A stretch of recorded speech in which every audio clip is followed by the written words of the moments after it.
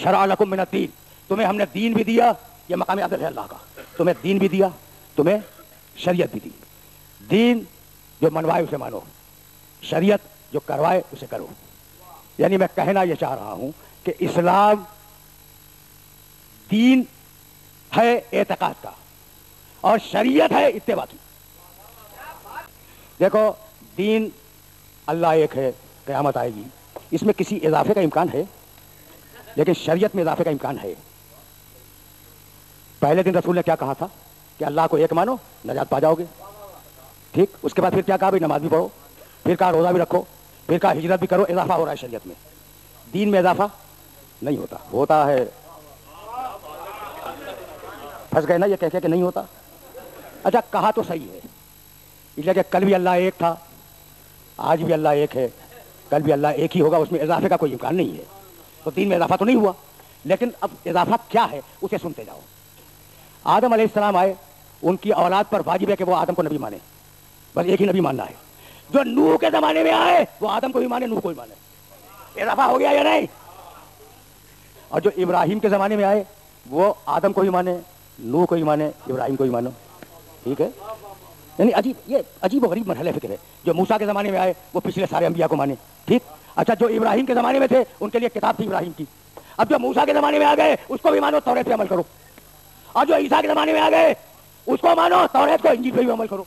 تو کتابوں میں بھی اضافہ ہو رہا ہے، انبیاء میں بھی اضافہ ہو رہا ہے۔ تو دین میں اضافہ یا انبیاء کے ایمان میں ہوگا یا کتابوں کے ایمان میں ہوگا، اور باقی عقیدے میں اضافے کا امکان نہیں ہے، لیکن شریعت میں اضافے کا امکان ہے۔ تم آدم کے زمانے میں تھے، تم نے اگر آدم کی شریعت پہ عمل کر لیا تو جنتی ہو۔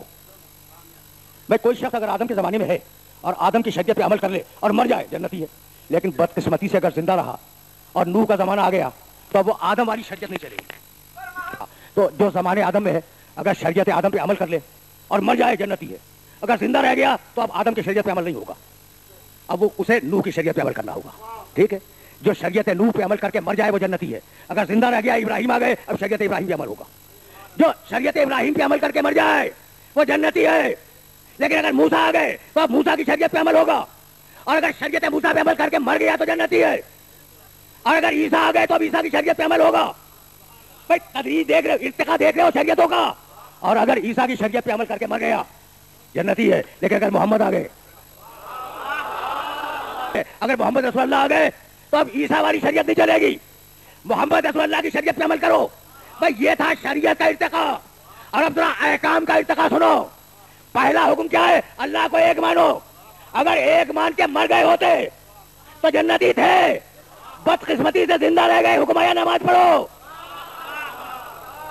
یا نماز تو بہت ضروری ہے، بہت ضروری ہے، ٹھیک ہے نا؟ تو اگر اللہ کو ایک مان کے مر گئے ہوتے جنتی تھے، حکم آ گیا کہ نماز پڑھو۔ اب نماز پڑھنی واجب ہے ورنہ جنت نہیں ملے گی، ٹھیک ہے نا؟ اچھا بھائی اللہ کو ایک مانا، رسول کو رسول مان لیا، نماز بھی پڑھ لی، نماز پڑھ لی، مر گئے جنتی ہیں، لیکن اب اگر زندہ رہ گئے حکم آ گیا ہجرت کرو، ہجرت کرو، اب ہجرت کیے بغیر جنت نہیں ملے گی۔ اچھا اگر ہجرت کر کے مر جاتے تو جنتی تھے، خدا کو ایک مانا، محمد کو رسول مانا، نماز پڑھی، ہجرت کی، مر گئے جنتی ہیں، اب حکم آیا کہ جہاد میں بھی جاؤ۔ تو اب بغیر جہاد میں گئے جنت نہیں ملے گی۔ دیکھو جنت مہنگی ہوتی جا رہی ہے۔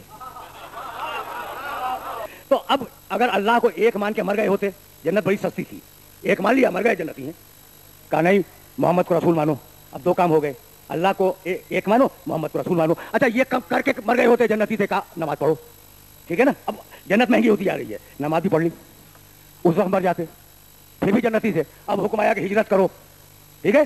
تو اب ہجرت کرنی ضروری ہے ورنہ جنت نہیں ملے گی۔ ہجرت کر لی، مر جاتے جنتی تھے، حکم آیا جہاد میں جاؤ، اب جہاد میں گئے بغیر جنت نہیں ملے گی، جہاد ہی میں مر جاتے جنتی تھے، حکم آ گیا روزہ رکھو، اب روزے کے بغیر جنت نہیں ملے گی، روزہ رکھ کے مر جاتے جنتی تھے، حکم آ گیا کہ حج کرو، اب حج کیے بغیر جنت نہیں ملے گی۔ تو جیسے جیسے زمانہ بڑھ رہا ہے جنت مہنگی ہوتی جا رہی ہے۔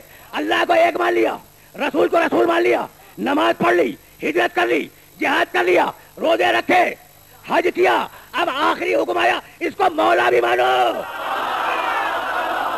اب آخری حکم آیا کہ اسے مولا بھی مانو۔ تو اگر ایسی ہی علی سے دشمنی تھی تو غدیر سے پہلے مر جاتے، علی سے بھی جان چھوٹ جاتے۔ حبیب پہنچا دے اس پیغام کو۔ خوش ہو رہے ہیں میرے دوست، حالانکہ میں نے ترجمہ غلط کیا۔ حبیب پہنچا دے اس پیغام کو۔ نہیں، رسول، یا ایھا رسول، حبیب نہیں ہے، کیونکہ سرکاری کام لینا ہے۔ یا ایھا رسول، حبیب نہیں، رسول۔ بلغ، بلغ، پورے قرآن میں بلغ ایک ہی مقام پہ ہے۔ بلغ نکلا ہے تبلیغ سے، اور ابلغ ہے ابلاغ سے۔ ابلاغ کا لفظ تو تم نے بھی سنا ہوگا، وسائل ابلاغ، ذریعہ ابلاغ، ٹھیک ہے نا؟ ابلاغ پہنچانا، تبلیغ پہنچانا، دونوں کے معنی پہنچانا۔ اللہ نے ابلغ نہیں کہا، کہا بلغ۔ ابلاغ کے معنی ایک مرتبہ پہنچانا، تبلیغ کے معنی کثرت سے پہنچانا۔ تو یہ نہیں کہا کہ حبیب ایک مرتبہ پہنچا دے، بلغ، بار بار پہنچا، کثرت کے ساتھ پہنچا۔ تو حکم تھا کہ کثرت سے پہنچاؤ، اور پہنچایا ایک مرتبہ، تو حکم پہ عمل ہوا۔ نبی ظرف مشیت الہی ہے، ٹھیک ہے نا؟ تو جو مشیت اللہ کی نبی وہی کرتا ہے۔ حکم ہے کہ ولایت علی کے اعلان کو بار بار پہنچاؤ، اور پہنچایا ہے ایک مرتبہ، اگرچہ بڑی شان سے پہنچایا، لیکن پہنچایا ایک مرتبہ۔ تو یا رسول اللہ، آپ کو حکم تھا کہ بار بار پہنچائیں، یہ آپ نے کیا کیا؟ کہا میرا خطبہ دیکھو، آواز دی، توجہ رہے، رسول کا خطبہ، آواز دی، من کنت مولا ہو فہذا علی المولا، جس کا میں مولا ہوں اس کا یہ علی مولا ہے۔ الا فلیبلغ الشاہد الغائب والوالد الولد الی یوم القیامہ۔ اب اس پیغام کو حاضرین، غائبین تک اور باپ بیٹوں تک قیامت تک پہنچاتے رہے۔ میرے نبی کے جملے کو یاد رکھو، الا الا فلیبلغ الشاہد الغائب والوالد الولد الی یوم القیامہ۔ سارے باپ، میری امت کے سارے باپ اپنے بیٹوں کو قیامت تک علی کی ولایت کا پیغام پہنچاتے رہے۔ تو اب جو باپ اپنے بیٹے کو اپنا بیٹا سمجھے گا اس تک پہنچائے گا یا نہیں؟ ایک آیت آغاز غدیر کی ہے، ایک آیت اختتام غدیر کی ہے۔ وہ دونوں آیتیں میرے سننے والوں کے ذہن میں محفوظ ہوں گی۔ آیت آئی تھی نا غدیر سے پہلے، یا ایھا رسول بلغ، ایک، اور جب غدیر کا واقعہ مکمل ہو گیا، الیوم، آج کے دن، یہ آج کے دن بتلا رہا ہے، کوئی مخصوص واقعہ ہے۔ الیوم اکملت لکم دینکم، آج کے دن میں نے مکمل کیا، لکم تمہارے لیے، دینکم تمہارے دین کو، دین تمہارا ہے۔ اور سورہ نصر میں کہا یدخلون فی دین اللہ ہے، دین اللہ کا ہے، اس کی نسبت ہے دین اللہ، تمہاری نسبت ہے دینکم۔ کچھ فرق سمجھ میں آیا؟ دیکھو میں نے کہا نا کہ میں بڑے نامانوس موضوعات سے روشناس کرا رہا ہوں۔ فرق ہو گیا۔ اللہ کے علم میں سارے انبیاء ہیں، اللہ کے علم میں سارے انبیاء ہیں، ہمارے علم میں بعد میں آتے جائیں گے۔ تو اس کا دین کامل ہے، ہمارا دین ناقص ہے، جو آج کامل ہو رہا ہے۔ سمجھ رہے ہو بات کو؟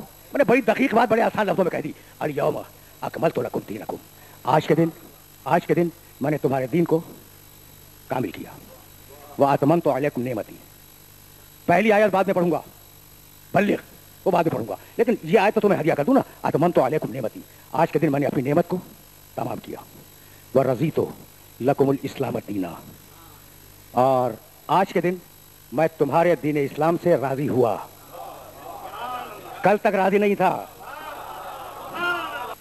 یہ بتلاؤ کہ جب اللہ نے کہا کہ آج کے دن میں نے دین کو کامل کیا، پورا کیا، مکمل کیا، تو کل تک کیا تھا؟ ناقص۔ سیدھی بات ہے، ناقص ہے بھائی، بہت سیدھی بات ہے، اس میں کوئی دو رائے نہیں ہے بھائی۔ جب کہہ رہا ہے اللہ کہ آج کے دن مکمل کیا تو کل تک ناقص تھا۔ اچھا تو دین کا وارث کون تھا؟ محمد رسول اللہ۔ دین تو آہستہ آہستہ کامل ہوا ہے، کیا نعوذ باللہ رسول اللہ بھی پہلے ناقص تھے بعد میں کامل ہوئے؟ نعوذ باللہ، میرا نبی پہلے دن سے کامل ہے۔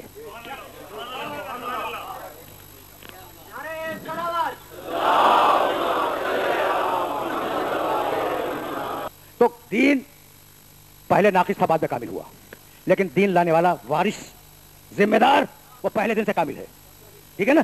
یہ نہیں ہے کہ رسول اللہ دھیرے دھیرے کامل ہوئے، نعوذ باللہ، پہلے دن سے بھائی اول تخلیق میں وہ نبی ہیں، ان تو نبی بعد میں بین الماء والطین، تو نبی وارث دین پہلے دن سے کامل ہے. تو جب دین ناقص تھا جب بھی وارث کامل تھا، جب دین ناقص تھا جب بھی وارث کامل تھا، تو جب دین کامل ہو جائے تو کیا ناقصوں کے ہاتھ میں دے دیا جائے؟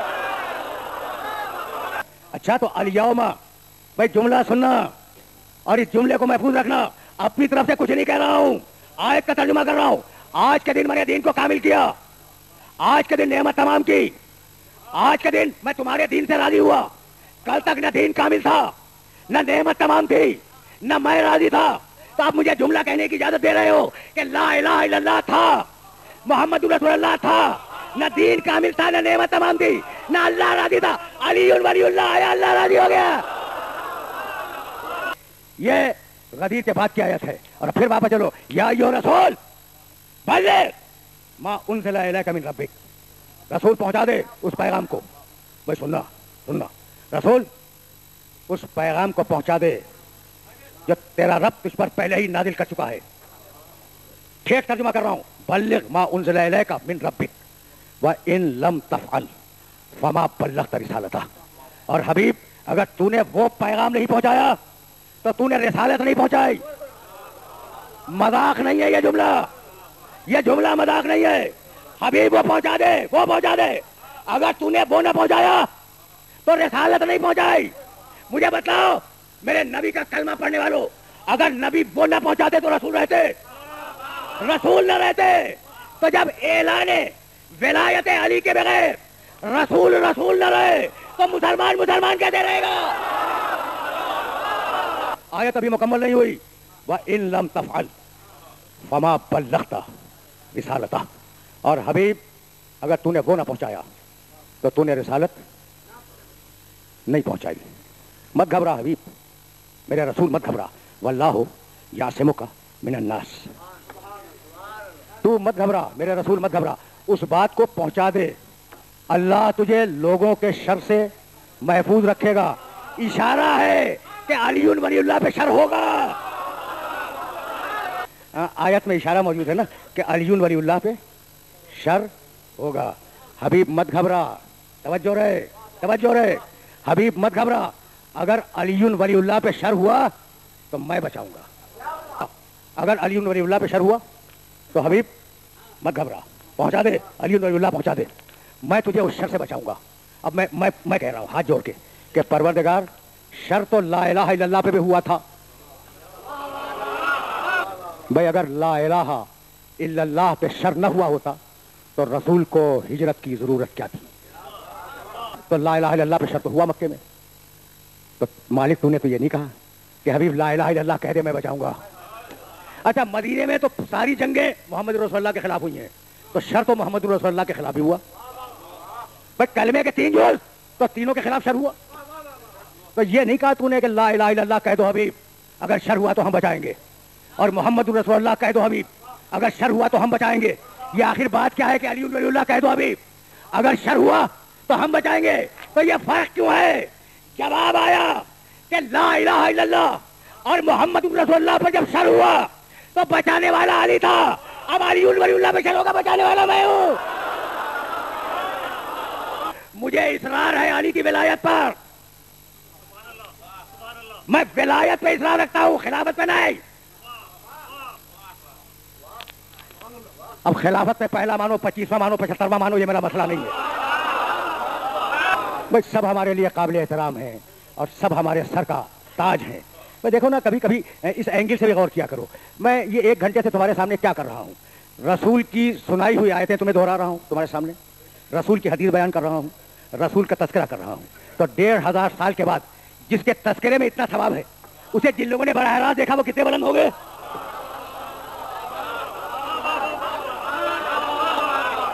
یا سمجھ رہے ہو؟